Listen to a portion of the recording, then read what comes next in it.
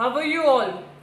I am assuming everybody is doing good and are pink in health and also continuously revising your syllabus. So in my previous video, we have discussed the story of village Palampur, various factors of production, what is production, and very important thing, farming in Palampur के 3 important point किए थे हमने, which is land is fixed, way to grow and land sustainability.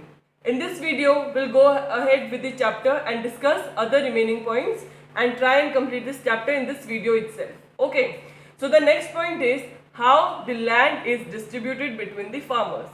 अब जमीन कैसे बांटी गई between the farmers. Okay, so as we all know कि 70% ऑफ द पॉपुलेशन जो है पालमपुर की वो क्या करती है, एग्रीकल्चर के अंदर एंगेज्ड है. ओके, एग्रीकल्चर प्रैक्टिस करती है. देयरफॉर पालमपुर की हमारी प्राइमरी एक्टिविटी क्या हुई, एग्रीकल्चर. ओके, एंड जो रिमेनिंग जो बचेगी 30%, उसके बारे में हम डिस्कस करेंगे कि रिमेनिंग 30% लोग क्या करते हैं पालमपुर में. ओके, तो ऑब्वियस है अगर हमारे 70% फार्मिंग में है तो 30% नॉन फार्मिंग में एंगेज्ड होंगे.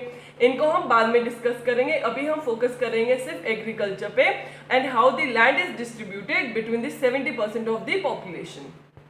Another fact given about Palampur is how many families in Palampur. It is 450 families. Okay, 450 family रहती हैं, जिसमें से another thing is given 1/3 of the family. 450 का अगर 1/3 निकालें तो 150 फैमिलीज आएंगी. इन फैमिलीज के पास कोई भी जमीन नहीं है. ओके, सो और जो भी जमीन है आउट ऑफ 450, 150 के पास कोई जमीन नहीं है और 240 जो फैमिलीज हैं उनके पास लैंड है जिसके ऊपर वो कल्टीवेशन करते हैं. एंड लैंड इज ऑल्सो छोटी छोटी पीस ऑफ लैंड है. ये नहीं है कि बहुत बड़े लैंड लॉर्ड्स हैं, फ्रेगमेंटेड लैंड्स है, छोटे छोटे पीसेस के अंदर इनको लैंड्स बांटी गई है. Okay, do not get confuse.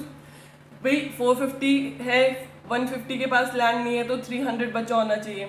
Always remember कुछ परसेंट ऐसे लोग भी हैं जो फार्मिंग नहीं करते हैं, उनके बारे में हम बाद में बात करेंगे. ओके, तो इधर बस ये समझना है 150 फैमिलीज ऐसी है जिसके पास कोई ज़मीन नहीं है एंड आउट ऑफ इस 450 में से 240 फैमिलीज ऐसी है जिनके पास लैंड है, who cultivate on their land, but the land is small pieces of land, fragmented land. Okay, so cultivation on small plots do not bring enough income. This why is income. Okay, अगर ज़मीन का size छोटा है, फसल उगाऊंगी मैं, अगर मेरे पास लगा लो एक बहुत ही छोटा सा प्लॉट है, उस पर मैं फसल उगाऊंगी, मेरे कंजम्पशन के लिए भी इतनी उससे फसल नहीं निकलेगी, इनफ कंजम्पशन के लिए भी नहीं रहेगा वो. ठीक है ना.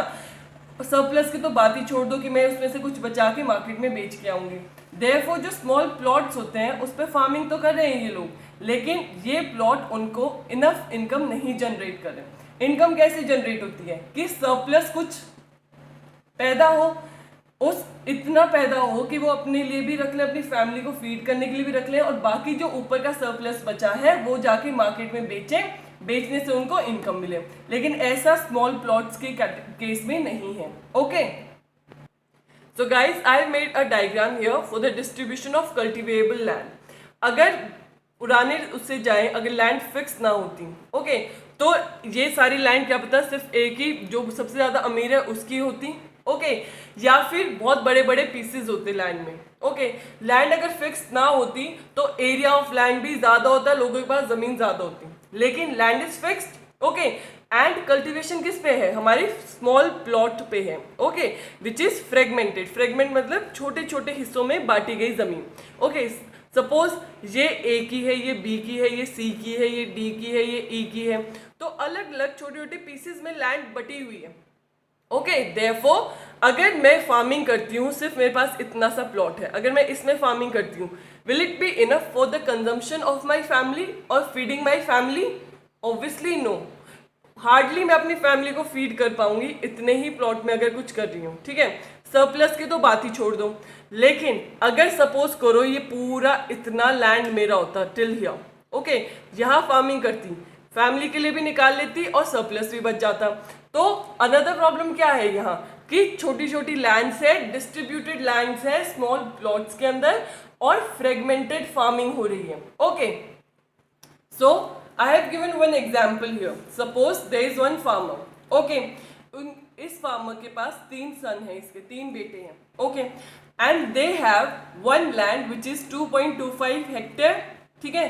ये सब मिलके इस लैंड को कल्टीवेट करते हैं, यहाँ अपनी फसल उगाते हैं, okay, but this land is unirrigated, irrigation facilities नहीं है, तो मेहनत इनकी ज्यादा हो जाएगी, कल्टीवेशन मुश्किल हो जाएगी, ओके। इनके पास इतना इनफ नहीं निकल के आता इस लैंड से, क्योंकि जमीन पे डिपेंडेंट लोग ज्यादा है एंड जमीन का साइजेस कम, ओके, देयरफॉर इनको कुछ एक एडिशनल रखनी पड़ती है, so they decided to buy a buffalo, एक भैंस ले आए जिससे उनके दूध और बाकी डेयरी प्रोडक्ट्स का खर्चा कवर हो सके, ओके। देयरफॉर जैसे करके ये मैनेज कर लेते हैं, लेकिन जो इनकम है इनकी that is not enough for them, okay, this why is here used for income.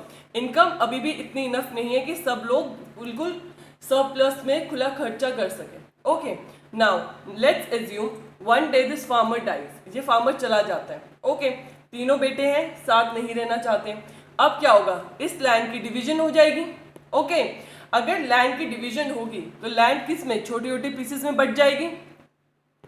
Land को डिवाइड कर दिया 3 पार्ट में, क्योंकि 3 बेटे हैं उसको, तो 0.75 0.75 0.75 हेक्टेयर्स हर बेटे के पास आई जमीन, ओके। अब सपोज यहाँ इरिगेशन भी इम्प्रूव हो जाती है, मॉडर्न टेक्निक्स भी आ जाती है फार्मिंग की, बट लैंड का साइज इतना छोटा है, मॉडर्न टेक्निक्स के अंदर क्या आएगी, हमारी फार्म मशीन्स आएंगी। क्या कोई भी एक छोटी सी लैंड पे कल्टीवेट करने के लिए क्या कोई इतनी महंगी मशीन्स पे खर्चा करेगा?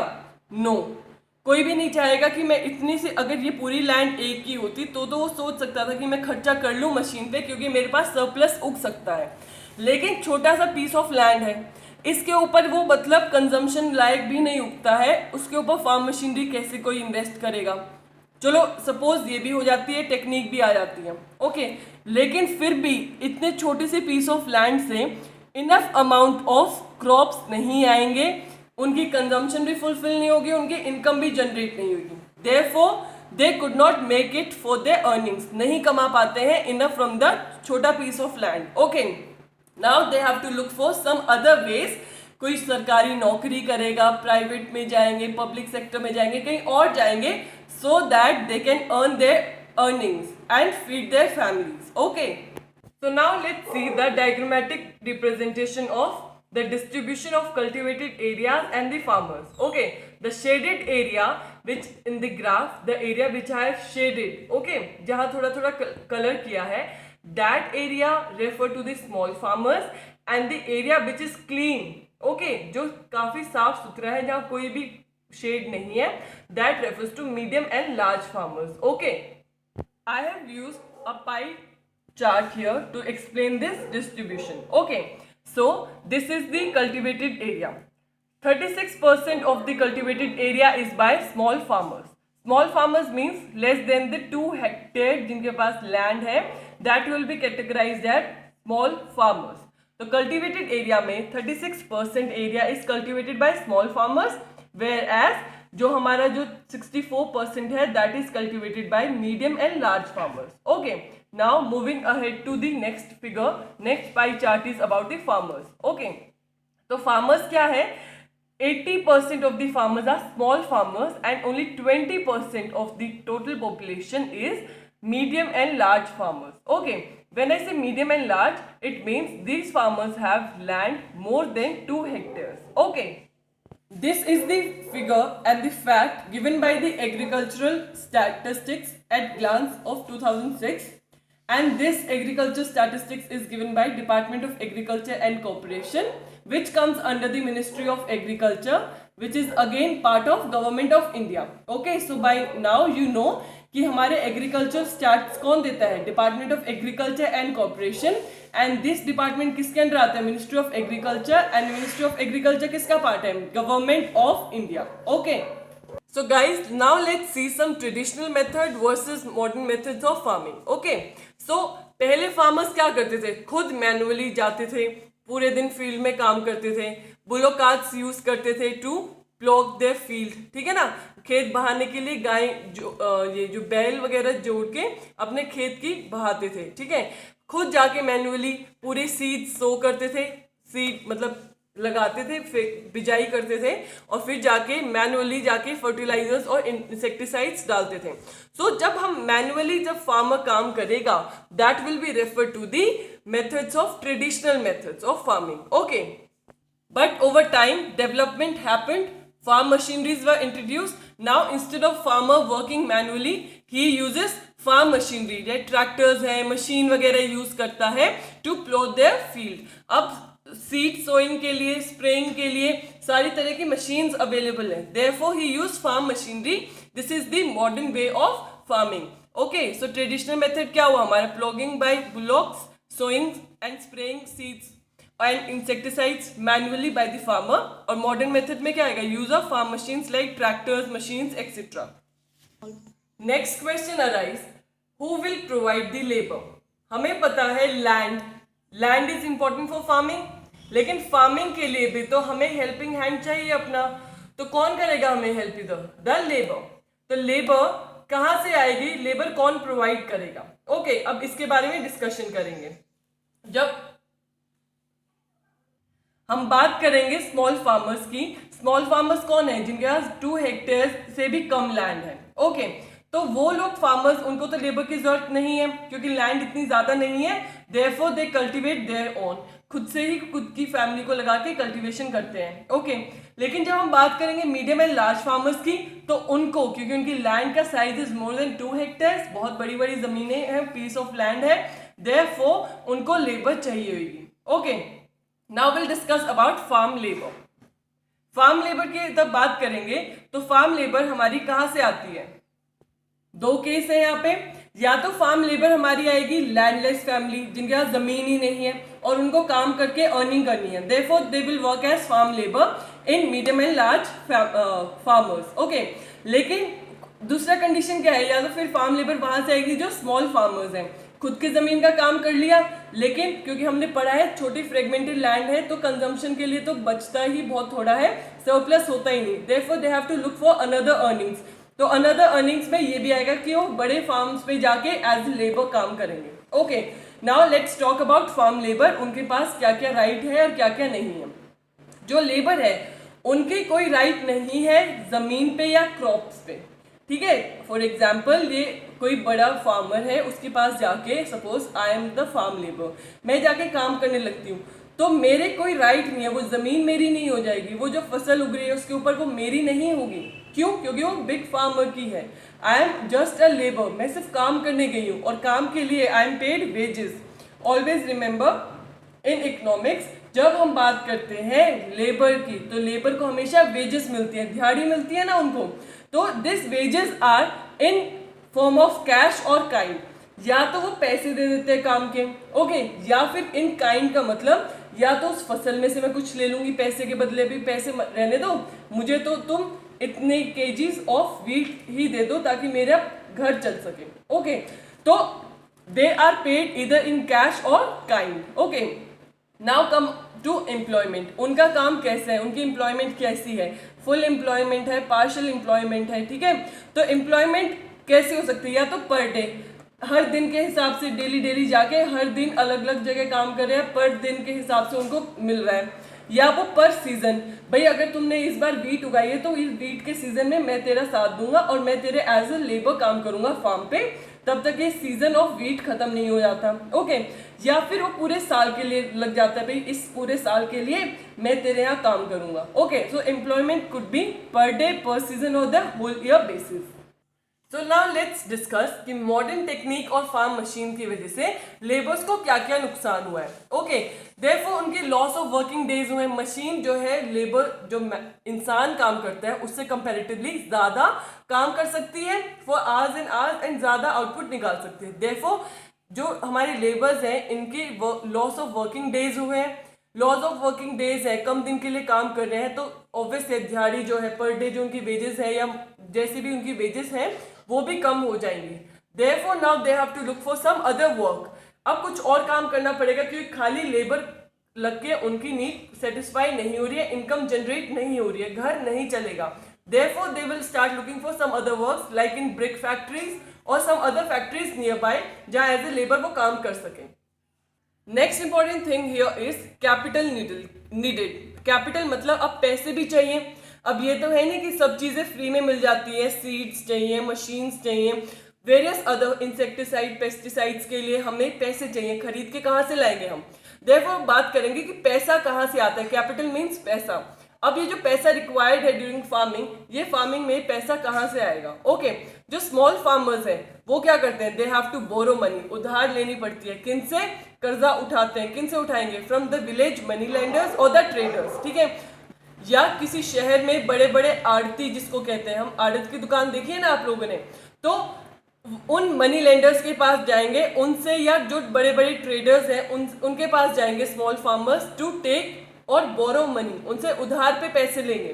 भाई तब मेरा क्रॉप निकल जाएगा, सीजन कंप्लीट हो जाएगा, तब मुझे पैसे मिलेंगे बेचने के बाद, तो मैं तुम्हारा विद इंटरेस्ट तुम्हें वापस कर दूंगा। Okay, and always remember this money lenders and traders always charge very high rate of interest, जिसके वजह से बेचारा जो स्मॉल फार्मर है, ही इज अनएबल टू पे बैक हिज डेट, उसका जो कर्जा है वो उतरता नहीं है, दिन पर दिन चढ़ता जाता है, क्योंकि ब्याज भी लगता है उसमें। Okay, talking about the large farmers को किसी से उधार लेने की जरूरत नहीं है, क्योंकि पहले ही सफिशिएंट है उसके पास। ओके, देयरफॉर उसके पास तो इनफ सेविंग्स होती है, उसके पास इनफ पैसा है कि वो अपना कैपिटल इन्वेस्ट कर सके फार्मिंग में। Okay, and the last and the important point is sale of surplus. तब सेल ऑफ सरप्लस की हम बात करते हैं तो इसके अंदर दो ही कैटेगरी रहेंगी हमारी, या तो small farmers and medium and large farmers. जो स्मॉल फार्मर्स हैं उनके पास तो सरप्लस है नहीं। सरप्लस क्या है, प्रॉफिट कुछ बनेगा। ओके, जमीन क्योंकि छोटी है, जो उपजाऊ है उनकी जो निकल के आती है जमीन से, वो इतना ही है कि उनकी फैमिली की नीड भी फुलफिल नहीं होती है, तो बेचने की तो बात ही अलग है। सरप्लस ही है जिसको हम आगे बेचेंगे और जिससे वो इनकम करते हैं। अब फॉर एग्जाम्पल लार्ज फार्मर्स है, बड़ा फील्ड है, इनफ अपनी फैमिली के पेट भरने के लिए निकाल लिया, ऊपर जो एक्स्ट्रा बचा, जो प्रॉफिट बचा, he will go and sell in the market and will earn income from it. Okay, उससे उसको इनकम बनेगी। देयरफॉर लार्ज फार्मर्स है तो ह्यूज सरप्लस है उसके पास। Okay guys, let's move ahead. Before we move ahead, please guys do not forget to like, share and subscribe. Like वाला जो thumbs up है वो भी दबा देना, and subscribe तो करना ही करना है। Okay, moving to the non-farm activities. अब नॉन फार्म एक्टिविटीज क्या है, जो हमारी फार्मिंग से रिलेटेड नहीं है। ओके, तो हमने पढ़ा था जो 70% ऑफ पॉपुलेशन हमारी फार्मिंग में है, रिमेनिंग 30 पॉपुलेशन मैंने जो बोला था कि बाद में बात करेंगे, अब उनकी बात करेंगे। Okay, non farm activities, you guys are well aware कौन सी एक्टिविटीज होती हैं, तो यहाँ हम डिस्कस करेंगे, जैसे डेयरी है, ट्रांसपोर्ट है, शॉपकीपिंग है, स्मॉल स्केल इंडस्ट्रीज है। Okay, now moving to the very first thing, dairy. Dairy क्या होती है, जब हम बफलोस, काउज वगैरह को रखते हैं, ठीक है, मिल्क निकालते हैं, मिल्क प्रोडक्ट्स बनाते हैं, उनको बेचते हैं। Okay, so dairy is another common activity in Palampur. ये तो हमें पता ही है कि एडिशनल, जैसे हमने फार्मर के केस में देखा था कि लैंड से इनफ नहीं मिलता है तो ही कीप्स अ बफलो, एक भैंस पालता है सो दैट मिल्क की रिक्वायरमेंट भी हो जाए और जो एक्स्ट्रा थोड़ा मिल्क आता है उसको बेच भी सके। ओके, एडिशनल इनकम के लिए। देयरफॉर पता चलता है कि डेयरी कितने इंपॉर्टेंट रोल प्ले करते हैं in Palampur. Okay, so people feed the buffaloes and cows. अपने गाय भैंस को किस चीज पे फीड करते हैं, जो हमने पढ़ा था मल्टीपल क्रॉपिंग के अंदर कि वेरियस हम क्रॉप्स उगाते हैं, उनमें से बाजरा एंड ज्वार भी है, जो वो अपने इन एनिमल्स को फीड करने के लिए, ताकि वो खा पाए और अच्छे से मिल्क दे पाए। ओके, तो they sell milk and other dairy products in the market. दूध बेचते हैं नियर बाई टाउन्स में। ओके, जो बड़े बड़े थोड़े शहर लगते हैं पास में, उधर डेयरी प्रोडक्ट्स लाइक पनीर हो गया, लस्सी होगी, इन सब चीज को बेच के दे earn their income. Okay, and the next thing in the non farm activity is transport. Transport तो नाम से ही समझ में आ गया होगा, I need not to explain anything in this. जैसे jeep, car, tractors, rickshaw, buggies, bullock carts etcetera, many other form of transport है जो आपको, you guys are aware. Okay, so you guys need to answer in the comment section the traditional way of transport क्या है और modern way of transport क्या रहेगा। Okay, traditional वालों को ट्रेडिशनल में लिखना है, मॉडर्न को मॉडर्न में लिखना है। ओके, ट्रांसपोर्ट क्यों यूज करते हैं, to transport good and services from one place to another, और कोई भी इंसान can travel from one place to another, therefore transport is used here. Next activity is shopkeeping और शॉपकीपर्स। ओके, तो ये दुकानदार जो है पालमपुर में, ये क्या करते हैं, they go and buy from wholesaler, थोक की दुकान से सामान खरीद लेते हैं और आके they sell in the villages and the town. ये हम अपनी डे टू डे लाइफ में भी नोटिस करते हैं। जो बच्चे गांव से हैं उनको भी पता होगा, गांव में छोटी छोटी दुकानें हैं जो शहर से सामान ला ला के यहाँ गांव में बेचते हैं। Okay, next is small scale industries. Small scale industry में ज्यादा लोग नहीं काम करते, जैसे मैन्युफैक्चरिंग आ गई यहाँ। ओके, तो लेस देन मतलब 50 लोग भी काम नहीं कर रहे हैं इस मैन्युफैक्चरिंग इंडस्ट्री में इन पालमपुर। ओके, तो ये कोई बिग इंडस्ट्री नहीं है जो बहुत बड़ी स्केल पे लगी है, छोटी छोटी इंडस्ट्री है जहां सिंपल प्रोडक्शन मेथड यूज करते हैं। ओके, एग्जाम्पल दिया है जैसे शुगर केन। जैसे शुगर केन, गन्ना उगाया, गन्ने से हमने क्या बनाया, गुड़ बनाया, जैगरी बनेगी, तो इसको हम क्या बोलेंगे, small scale industry. Okay guys, now your question for today is you need to give me the difference between the traditional way of farming and the modern way of farming। क्या क्या methods हैं, क्या क्या difference है उनके बीच में, आपको ये लिखना है। एक क्वेश्चन था traditional way of transport and modern way of transport. Next third question is define human capital and fourth is define physical capital. Okay guys, so you have 4 questions to answer in the comment section. Make sure each one of you go and comment in the comment section. Okay guys, and also एक important बात याद आई मुझे यहाँ small scale industry से। अभी कुछ दिन, कल परसों ही हमारे पीएम ने हमें एड्रेस किया, प्रधानमंत्री ने तब एड्रेस किया था, तो उन्होंने क्या बोला, अपनी जितनी भी लोकल इंडस्ट्रीज हैं, जो लोकल मैन्युफैक्चरिंग है, स्मॉल स्केल इंडस्ट्रीज है, उनके लिए वोकल हो जाओ, ताकि आने वाले टाइम में हमारी जो स्मॉल स्केल इंडस्ट्रीज है वो भी लार्ज ब्रांड्स बन सकें। जो आज की बड़ी बड़ी ब्रांड्स है वो भी कभी छोटी सी स्मॉल स्केल इंडस्ट्री होती थी, लोगों ने बहुत ज्यादा प्यार दिया और उसको उस लार्ज स्केल पे पहुंचाया। Therefore, हमें भी अपनी जो इंडस्ट्रीज हैं, स्मॉल स्केल इंडस्ट्रीज हैं, उनको सपोर्ट करना चाहिए, उन्हीं का सामान खरीदना चाहिए उनको, ताकि थोड़ा सा मोटिवेशन मिले अच्छा काम करने के लिए। Okay guys, so here we end our chapter. Thank you so much, and guys, do not forget to like, share and subscribe. Okay guys, see you very soon.